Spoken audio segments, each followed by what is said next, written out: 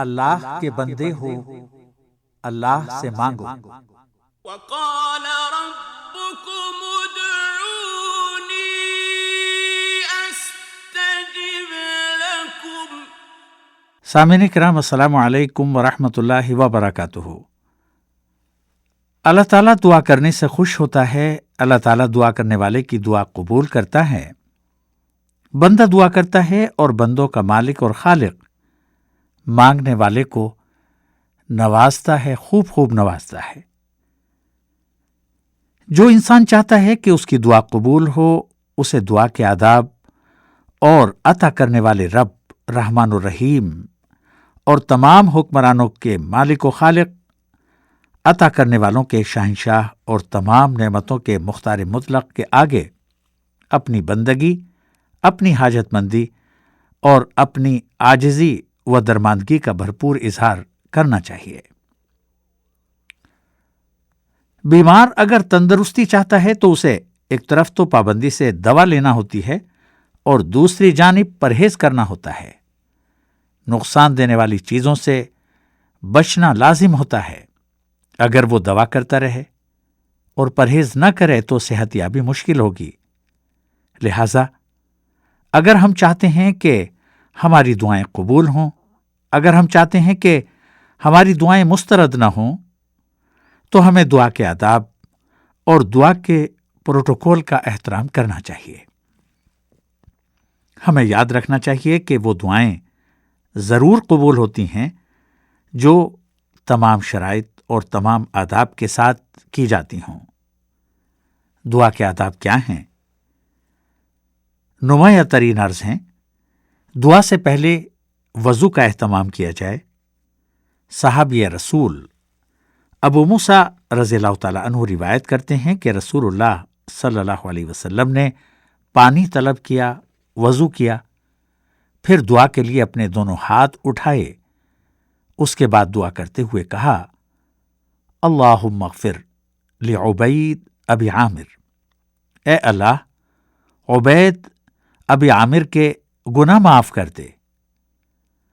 راوی ابو موسیٰ بتاتے ہیں، رسول اللہ صلی اللہ علیہ وسلم اپنے ہاتھ اوپر تک اس قدر اٹھائے ہوئے تھے کہ آپ کی بغلیں صاف نظر آ رہی تھیں۔ رسول اللہ صلی اللہ علیہ وسلم نے فرمایا، اللہم اجعلہ یوم القیامت فوق کثیر من خلقک من الناس، اے اللہ انہیں قیامت کے روز اپنے زیادہ تر بندوں سے بالا اور ممتاز رکھیے گا۔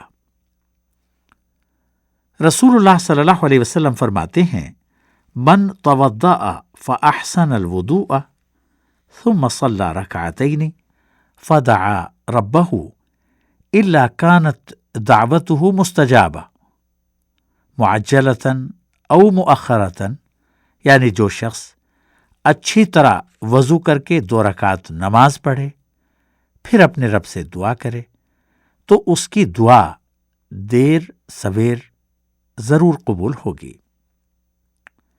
دعا کرتے وقت قبلے کا رخ کیا جائے، کیونکہ رسول اللہ صلی اللہ علیہ وسلم دعا کرتے وقت قبلے کی جانب رخ کر لیا کرتے تھے۔ عمر بن خطاب رضی اللہ تعالی عنہ فرماتے ہیں کہ جنگ بدر کے موقع پر جب رسول اللہ صلی اللہ علیہ وسلم نے دیکھا کہ مشرک دشمن 1000 اور صحابہ رضی اللہ تعالی عنہم 319 ہیں، تو آپ صلی اللہ علیہ وسلم نے قبلے کی طرف اپنا رخ کیا اور ہاتھ پھیلا کر اپنے رب کو پکارنے لگے۔ محمد صلی اللہ علیہ وسلم کہنے لگے، اللہم انجز لی ما وعدتنی، اللہم آتی ما وعدتنی، اے اللہ تو نے مجھ سے جو وعدہ کیا تھا اسے پورا فرما، اے اللہ تو مجھے وہ فتح عطا کر جس کا تو نے مجھ سے عہد کیا تھا۔ صحابی رسول ابو ہریرہ رضی اللہ تعالی عنہ روایت کرتے ہیں کہ طفیل بن عمرو الدوسی نے ایک مرتبہ رسول اللہ صلی اللہ علیہ وسلم کی خدمت میں حاضر ہو کر کہا، اے اللہ کے رسول، قبیلہ دوس کے لوگ نافرمان ہو گئے ہیں اور نافرمانی پر تلے ہوئے ہیں، لہذا آپ ان کے خلاف بد دعا کر دیجیے۔ یہ سن کر رسول اللہ صلی اللہ علیہ وسلم نے قبلہ رخ ہو کر اپنے دونوں ہاتھ دعا کے لیے اٹھائے اور دعا شروع کی۔ اے اللہ، لوگ تباہ ہو گئے۔ اے اللہ، اہل دوست کو راہ حق دکھا اور انہیں تابع دار بنا کر لا۔ رسول اللہ صلی اللہ علیہ وسلم نے بعض اوقات قبلے کا رخ کیے بغیر بھی دعا کی ہے، جس سے پتہ چلتا ہے کہ دعا کرتے وقت قبلے کا رخ کرنا ضروری نہیں ہے۔ اہم بات یہ ہے کہ دعا میں گریہ و زاری اور عجز و نیاز کا اظہار ہو، بندگی اور خود شکستگی کا بھرپور مظاہرہ ہو۔ دونوں ہاتھ پھیلا کر چہرے اور دونوں کندھوں تک اٹھا کر دعا کی جائے۔ صحابی رسول سلمان فارسی رضی اللہ تعالیٰ عنہ بتاتے ہیں کہ رسول اللہ صلی اللہ علیہ وسلم نے فرمایا کہ تمہارا رب زندہ اور کرم کرنے والا ہے۔ اللہ تعالیٰ کے سامنے جب کوئی بندہ دونوں ہاتھ اٹھا کر دعا کرتا ہے تو وہ خالی ہاتھ واپس ہوتے ہوئے اسے شرم آتی ہے۔ سامعین و سامعات، لہذا مسنون طریقہ یہی ہے کہ دعا کرنے والا دونوں ہاتھ اٹھا کر دعا مانگے۔ مقبول اوقات اور مناسب احوال میں دعاؤں کا اہتمام کیا جائے۔ مثال کے طور پر سجدہ، روزہ، سفر، دشمن سے محاذ آرائی، آدھی رات بعد، اذان اور اقامت کے درمیان، نیز جمعہ کے دن دعائیں کی جائیں۔ دونوں ہاتھوں کی ہتھیلی چہرے کے سامنے کر کے دعا مانگی جائے، دونوں ہاتھ کھول کر آسمان کی طرف پھیلائے جائیں اور دعا کی جائے۔ عبدیت اور مسکنت کا اظہار کیا جائے، خود کو ذلیل و خوار بنا کر اللہ کے حضور پیش کر کے دعا کی جائے۔ رسول اللہ صلی اللہ علیہ وسلم فرماتے ہیں، اذا سألتم اللہ فاسألوہ ببطون اکفکم ولا تسألوہ بظہورہا۔ جب اللہ سے دعا کرو تو اپنی ہتھیلیوں سے مانگو اور ہتھیلیوں کی پشت سے نہ مانگو۔ ابن عباس رضی اللہ تعالیٰ عنہ روایت کرتے ہیں کہ نبی صلی اللہ علیہ وسلم نے فرمایا، اللہ سے دعا اپنی ہتھیلیوں سے مانگو، ان کی پشت سے دعا نہ مانگو، اور دعا سے فراغت کے بعد دونوں ہاتھ چہرے پر پھیر لیا کرو۔ رسول اللہ صلی اللہ علیہ وسلم فرماتے ہیں، فَإِذَا فَرَغْتُمْ فَامْسَحُوا بِهَا وُجُوهَكُمْ، یعنی جب دعا سے فارغ ہو جاؤ تو ان ہاتھوں کو چہرے پر مر لیا کرو۔ دعا کرتے وقت غربت اور مسکنت اپنے اوپر طاری کر لی جائے، آنکھیں نیچی رکھی جائیں، آنکھیں اوپر آسمان کی طرف نہ اٹھائی جائیں۔ اللہ تعالیٰ فرماتا ہے، ذکر رحمت ربک عبدہ زکریا اذ نادی ربہ نداء خفیا۔ ذکر ہے اس رحمت کا جو تیرے رب نے اپنے بندے زکریا پر کی تھی جبکہ اس نے اپنے رب کو چپ کے پکارا۔ عائشہ صدیقہ رضی اللہ تعالی عنہا نے دعائیں چپ کے کرنے کی نصیحت کی اور دلیل میں قرآنی آیت پیش کی، وَلَا تَجْهَرْ بِصَلَاتِكَ وَلَا تُخَافِتْ بِهَا۔ یہ سورہ اسراء کی آیت نمبر 110 ہے۔ مفہوم اس کا یہ ہے، اور اپنی نماز نہ بہت زیادہ بلند آواز سے پڑھو اور نہ بہت پست آواز سے۔ صحابی رسول ابو موسیٰ رضی اللہ تعالیٰ عنہ روایت کرتے ہیں کہ جب رسول اللہ صلی اللہ علیہ وسلم نے خیبر پر لشکر کشی کی اور لوگ وادی میں اترے تو انہوں نے اللہ اکبر، لا الہ الا اللہ کا نعرہ تکبیر اونچی آواز میں بلند کیا۔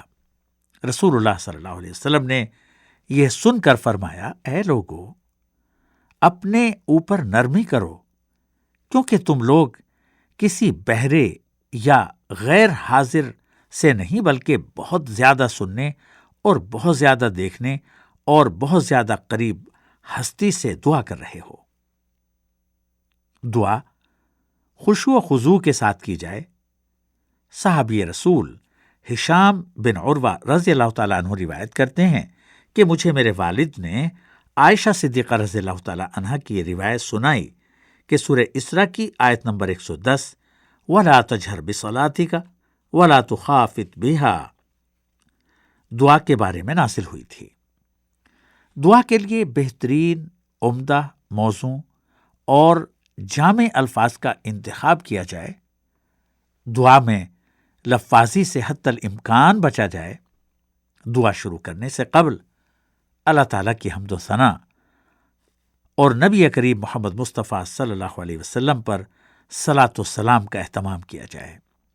رسول اللہ صلی اللہ علیہ وسلم فداہ ابی و امی فرماتے ہیں کہ جس کو اللہ تعالیٰ یا کسی انسان کے پاس کوئی کام ہو تو اس کو وضو کر کے 2 رکعت نماز پڑھنی چاہیے، پھر اللہ تعالیٰ کی حمد و ثنا بیان کرے اور رسول اللہ صلی اللہ علیہ وسلم پر درود و سلام پڑھے،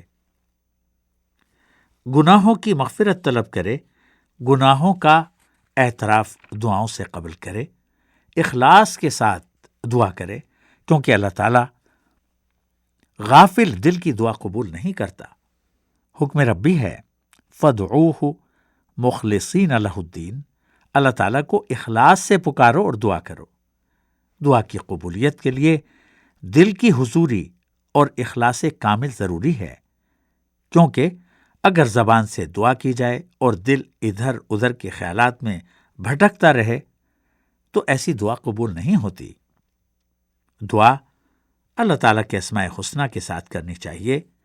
اللہ تعالیٰ فرماتا ہے وَلِلَّهِ الْأَسْمَاءُ الْحُسْنَى فَادْعُوهُ بِهَا، اور اللہ کے اچھے نام ہیں لہذا انہی کے واسطے سے دعا کرو۔ اعمال صالحہ کے واسطے سے دعا کی جائے، دعا کے الفاظ بار بار دہرائے جائیں، ایک مرتبہ دعا پر اکتفا نہ کرنا چاہیے، دعا کو آمین پر ختم کرنا چاہیے۔ رسول اللہ صلی اللہ علیہ وسلم نے ایک شخص کو دعا کرتے دیکھا تو فرمایا اگر دعا آمین پر ختم ہو تو قبول ہوگی۔ دعا میں جلدی نہ کرنی چاہیے، جب تک قبول نہ ہو تو دعا کرتے رہنا چاہیے اور دعا کی قبولیت میں تاخیر پر مایوس نہ ہونا چاہیے۔ محال ناممکن اشیاء کی دعا نہ کرے، ایسا کرنا برا ہوگا۔ اللہ تعالیٰ فرماتا ہے ان اللہ لا يحب المعتدین، اللہ تعالیٰ حد سے بڑھنے والے کو پسند نہیں کرتا۔ رسول اللہ صلی اللہ علیہ وسلم نے فرمایا سَيَكُونُ فِي هَذِهِ الْأُمَّةِ قَوْمٌ يَعْتَدُونَ فِي الطُّهُورِ وَالدُّعَاءِ، میری امت میں کچھ ایسے لوگ ہوں گے جو پاکی اور دعا میں حد سے تجاوز کر جایا کریں گے۔ نبی کریم صلی اللہ علیہ وسلم نے دعا کی قبولیت کے منازل اور حدود بھی متعین کیے ہیں۔ ایک حدیث میں ہے کہ رسول اللہ صلی اللہ علیہ وسلم نے فرمایا کہ جو مسلمان دعا مانگے اور اس میں ایسی کوئی دعا نہ ہو جس میں گناہ یا قرابت داری کے انقطاع کا ذکر ہو تو اللہ دعا مانگنے والے کو 3 چیزوں میں سے کوئی ایک چیز ضرور عطا کرتا ہے، یا تو اس کا مقصد جلد پورا کر دیتا ہے، یا اس کی دعا کو آخرت کے لیے ذخیرہ بنا رکھتا ہے، یا دعا مانگنے والوں کو کوئی ایسی ہی یا اتنی ہی برائی سے نجات دے دیتا ہے جتنی کہ اس کی دعا میں نفع کی خواہش ظاہر کی گئی تھی۔ یہ سن کر صحابہ رضی اللہ تعالیٰ عنہم نے کہا اب تو ہم بہت دعا کیا کریں گے۔ نبی کریم صلی اللہ علیہ وسلم نے فرمایا ہاں کیا کرو، اللہ کے پاس فضل بہت ہی زیادہ ہے۔ اور سامعین، آج اسی پر بس کرتا ہوں۔ لائق اللہ خان کو اجازت، اللہ حافظ۔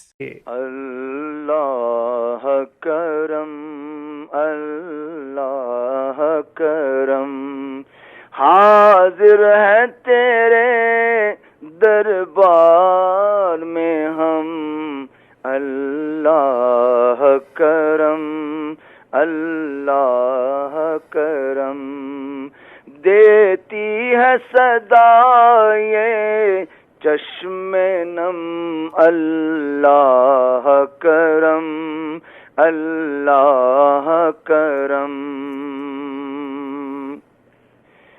میری آنے والی سب نسلیں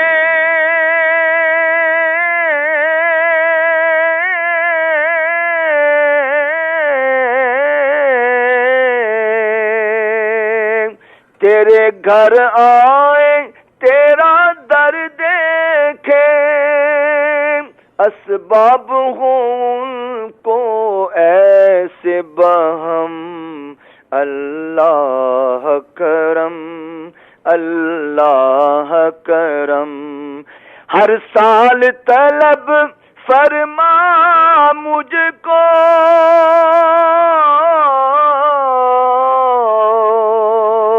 ہر سال یہ شہر دکھا مجھ کو ہر سال کروں میں طواف حرم ہر سال کروں میں طواف حرم اللہ کرم اللہ کرم حاضر ہے تیرے دربار میں ہم اللہ کرم اللہ کرم